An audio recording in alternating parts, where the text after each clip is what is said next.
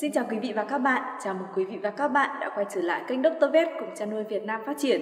Như ở chuyên đề trước thì Dr. Vet đã giới thiệu quý bà con 3 bệnh nguy hiểm trên trâu bò sẽ lây sang cho người.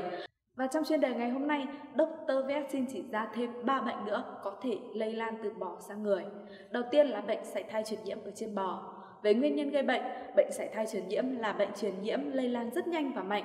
Bệnh do vi khuẩn Brucella gây ra với đặc điểm quan trọng nhất của bệnh là gây sảy thai lúc 5 đến 8 tháng tuổi ở bò, chữa và viêm tinh hoàn ở con đực. Bò bệnh chỉ sảy thai một lần sau khi nhiễm bệnh, những lần chữa sau đó hoàn toàn bình thường. Vi khuẩn chứa nhiều trong bào thai, màng ối, dịch dạ con và có thể bài thải qua sữa. Về triệu chứng, bò nhiễm bệnh có thể ăn uống bình thường. Triệu chứng điển hình là hiện tượng sảy thai hoặc đẻ non và sót nhau, viêm màng nhau thai. Ở bò đực thì dương vật sưng đỏ, dịch hoàn sưng nóng, đau, có thể một hoặc cả hai. Sau sốt và bỏ ăn, nếu không điều trị kịp thời thì dịch hoàn sẽ bị teo, chất lượng tinh sẽ giảm. Về bệnh tích của bệnh là bệnh tích trên bào thai, vỏ bọc thai dày lên và có nhiều điểm xuất huyết. Trên cuống và nhau thai có nhiều điểm hoại tử dạng hạt màu vàng, bờ mặt đục, biến màu, mềm nhũn, có mủ. Về con đực với tinh hoàn, vùng thượng hoàn sưng to gấp 2 đến 3 lần bình thường, mà ngoài đường sưng dục dày và có thể bị viêm khớp u mềm có mủ, gan lách, sưng đến hoại tử. Về bệnh này nguy hiểm đối với con người như thế nào? Bệnh có thể lây trực tiếp từ gia súc mắc bệnh cho người khỏe qua tiếp xúc hoặc là qua thức ăn, nước uống, dụng cụ chăn nuôi, sữa hoặc là nước tiểu, phân, nước ối, tinh dịch có chứa mầm bệnh. Một số trường hợp người bị nhiễm bệnh có biến chứng như là viêm nội tâm mạc do vi khuẩn bán cấp, bệnh thần kinh bao gồm viêm màng não cấp tính và mãn tính, viêm não và viêm dây thần kinh, viêm tinh hoàn, viêm túi mật, suy gan và viêm tụy xương, đặc biệt là xương cùng hoặc là đốt sống. Tỷ lệ tử vong nhỏ hơn 5% ở bệnh nhân, thường là do viêm nội tâm mạc hoặc là các biến chứng nặng của hệ thần kinh. Bệnh thứ hai có thể lây từ trâu bò sang cho người, đó là bệnh xoắn khuẩn hay còn gọi là bệnh lepto. Về nguyên nhân gây bệnh thì bệnh do các chủng Leptospira gây bệnh. Nguồn lây bệnh thường đến từ các loài động vật gặm nhấm như là chuột đồng hoặc là chuột nhà. Chúng có thể tồn tại ngoài môi trường, trong nhà hoặc là trên cơ thể động vật. Khi mắc mầm bệnh thì chuột có thể nhanh chóng lây sang cho động vật, gia súc, vật nuôi trong nhà, từ đó khiến cho bệnh xoắn khuẩn lây lan nhanh chóng. Về bệnh tích của bệnh này là gây hiện tượng vàng da và ở niêm mạc, rất rõ ở niêm mạc mắt, trên da và niêm mạc miệng có những mảng hoại tử hoặc lét. Tổ chức liên kết dưới da vàng, keo nhầy và thủy thủng. Tích nước ở ngực, xoang bụng, dịch có màng màu vàng. Bàng quang chứa đầy nước tiểu màu đỏ, vàng hoặc là sẫm, có khi bàng quang xẹp xuống không có nước tiểu. Gan sưng, vàng nát, có những đám hoại tử.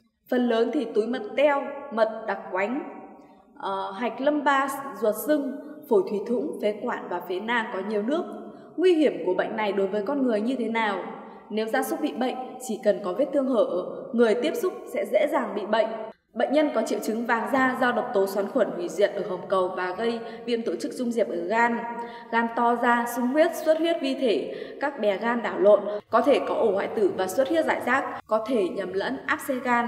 Xoắn khuẩn có thể dẫn đến tổn thương ở thận, dẫn đến tiểu niệu và vô niệu, tăng ure và creatinine máu, nguyên nhân chính làm cho bệnh nhân tử vong. Bệnh thứ ba đó là bệnh lao bò. Về nguyên nhân gây bệnh lao bò là do trực khuẩn lao Mycobacterium gây ra. Trực khuẩn này có sức đề kháng cao hơn so với các vi khuẩn không sinh nha bào khác. Nó mẫn cảm với tia tử ngoại và sức nóng. Ở ngoài ánh sáng mặt trời, vi khuẩn bị tiêu diệt sau 8 giờ. Trực khuẩn lao sống được từ vài tuần đến hàng tháng ở trong đầm ẩm, sữa sống hoặc là phân gia súc, phân khô. Về đường lây bệnh, bò bị bệnh sẽ lây sang cho con khỏe qua đường hô hấp. Bệnh lao ở bò có thể lây qua nhau thai từ mẹ sang con hoặc là qua đường sinh dục. Về triệu chứng là mỗi bộ phận bị nhiễm lao sẽ có một số triệu chứng khác nhau và bạn có thể lưu tâm như là đối với lao phổi, lao diễn ra tại phổi, triệu chứng thường gặp là ho, lúc đầu là ho khan, sau đó ho ướt, ho từng cơn. Khi ho ra có đờm, thường hay nuốt vào, đờm thường có lẫn máu mủ. Ngoài ra thì làm cho bò gầy, da khô, mệt mỏi, ăn ít, khó thở. Nếu nghe và gõ vùng phổi sẽ thấy âm đục phân tán, âm bùng hơi và âm gian ướt. Về lao hạch là thể bệnh khá phổ biến, bộ phận nào trên cơ thể bò bị lao hạch thì ở đó cũng bị lao. Trong trường hợp bò bị lao vú tùy vào mức độ, khi sờ vào vú thì có thể thấy có những hạt lổn nhổn ở núm vú hoặc là bầu vú. Hạch ở vú sưng to, cứng nổi nốt, sản lượng sữa giảm. Trường hợp bò bị lao đường tiêu hóa, tức là ở ruột hoặc là gan, thì bò sẽ xuất hiện triệu chứng tiêu chảy kéo dài, gầy dần và thường chướng hơi nhẹ và rối loạn tiêu hóa. Khi bị nhiễm lao thì bò có thể mắc nhiều hơn một thể lao hoặc là tất cả các thể lao ở trên bò có thể xuất hiện. Về bệnh tích, có 3 dạng lao. Đầu tiên là hạt lao. Tùy theo tiến triển của bệnh mà biểu hiện của hạt lao khác nhau. Các hạt lao xuất hiện rõ ở phổi, hạch màng treo ruột. Ở phổi, hạt lao có giới hạn rõ, màu xám, khó bóc. Nếu hạt nhiều, nán phổi sẽ có cảm giác lạo xạo. 2 là khối lao tăng sinh thượng bì. Hạt xơ tăng sinh mạnh và có khả năng to bằng quả bóng bàn và có chứa mủ, xác tế bào hoặc là canxi hóa. Thứ 3 là đám viêm bã đậu. Ở giai đoạn sau các hạt lao vỡ ra, biến tổ chức lao thành đám viên hóa mủ, bã đậu, nát và thẩm dịch. Bệnh lao này nguy hiểm đối với con người như thế nào? Người có thể bị nhiễm qua đường tiêu hóa hoặc là uống sữa chưa tuyệt chủng, cũng có thể xảy ra khi tiếp xúc trực tiếp với vết thương hoặc là hít phải khí khuẩn ở trong không khí do động vật bị nhiễm thở ra. Tuy nhiên thì khả năng truyền trực tiếp từ động vật sang người qua không khí được cho là hiếm, nhưng lao thì có thể lây lan trực tiếp từ người này sang người khác khi mà người bị lao ho hoặc là hắt hơi. Như vậy thì trong chuyên đề ngày hôm nay, Dr. Vet đã chỉ ra thêm 3 bệnh nguy hiểm nữa có thể lây lan từ bò sang bên người. Quý bà con có thấy những bệnh nguy hiểm nào ảnh hưởng trực tiếp từ bò có thể lây sang người thì có thể bình luận ở bên dưới để Dr. Vet cũng như là quý bà con chăn nuôi khác có thể biết. Và còn rất nhiều những bệnh có thể lây lan từ qua sữa hoặc thịt hoặc là tiếp xúc trực tiếp với bò bị bệnh. Dr. Vet sẽ gửi đến bà con ở những chuyên đề tiếp theo.